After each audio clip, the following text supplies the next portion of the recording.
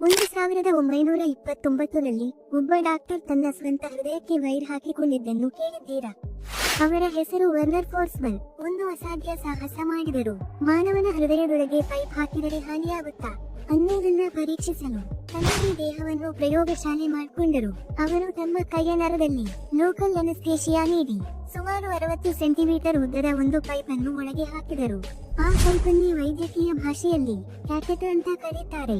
ನರಮೊಳಗಿಂದ ನಿಧಾನವಾಗಿ ಆ ಕ್ಯಾಥೆಟರ್ ಅನ್ನು ನೇರವಾಗಿ ಹೃದಯದವರೆಗೂ ಕಳಿಸಿದರು. ಆಮೇಲೆ ಏನು ಮಾಡಿದರು ಗೊತ್ತಾ? ತಾವೇ ಎದ್ದು ಎಕ್ಸ್ರೇ ರೂಮ್ಗೆ ಹೋಗಿ ಕ್ಯಾಥೆಟರ್ ಸರಿಯಾದ ಜಾಗಕ್ಕೆ ಹೋಗಿದೆಯಾ ಅಂತ ಸ್ವಂತ ದೇಹದ ಎಕ್ಸ್ರೇ ತೆಗೆದರು.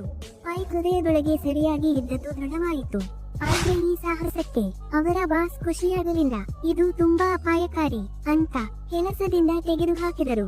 ಆದರೆ ಇದೇ ಕಾರ್ಡಿಯಾಕ್ ಕ್ಯಾಥೆಟರೈಸೇಷನ್ ತಂತ್ರಜ್ಞಾನದಿಂದಲೇ ಇಂದು ಹಾರ್ಟ್ ಬ್ಲಾಕ್ ತೆಗೆಯುತ್ತಾರೆ, ಆಂಜಿಯೋಪ್ಲಾಸ್ಟಿ ಮತ್ತು ಸ್ಟೆಂಟ್ಸ್ ಹಾಕುತ್ತಾರೆ.